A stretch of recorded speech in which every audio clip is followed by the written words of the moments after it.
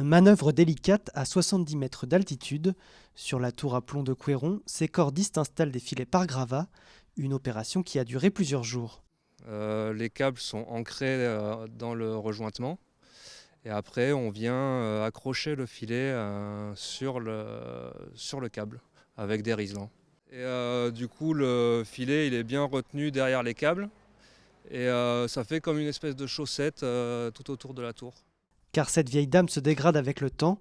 Pour la mairie qui souhaite réhabiliter le bâtiment classé aux monuments historiques, il était devenu impératif d'assurer la sécurisation du lieu.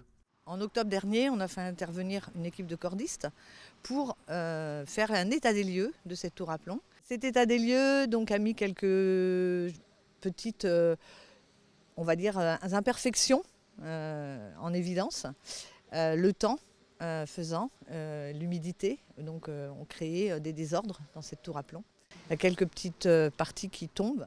Érigée à la fin du XIXe siècle, cette tour, la dernière du genre en France encore debout, faisait partie d'un ancien site industriel, les fonderies Tréfu-Métaux. Elle était utilisée exclusivement pour fabriquer des plombs de chasse. On passait le plomb fondu à travers des tamis, et ça tombait à travers les tamis, suivant la grosseur du plomb qu'on voulait, et ça tombait en bas dans un gros récipient d'eau, et c'était trié après par des femmes en bas, pour enlever ceux qui avaient des défauts en fait.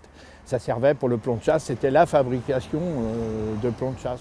Dans la perspective de sa mise en valeur, la ville a mis en place un comité scientifique et citoyen, l'association Une Tour, Une Histoire, qui a publié 7 livres sur le patrimoine industriel couéronnais, fera partie de ce comité. Elle souhaite que ce projet puisse voir émerger un lieu pédagogique qui expliquerait l'histoire du site. Ce qu'on souhaiterait, c'est au-delà de la réhabilitation architecturale, que ça débouche aussi sur un espace qui permette de montrer, donc d'informer sur à quoi servait cette tour et l'usine. Il faut toujours la situer dans le cadre de l'usine. Il y a de l'espace, on a des matériaux, la ville en a, nous on en a.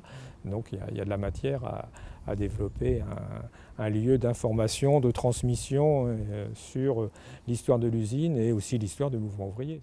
Des études vont être menées par un architecte des bâtiments de France au cours de l'année. L'objectif est de lancer les travaux de restauration en 2025.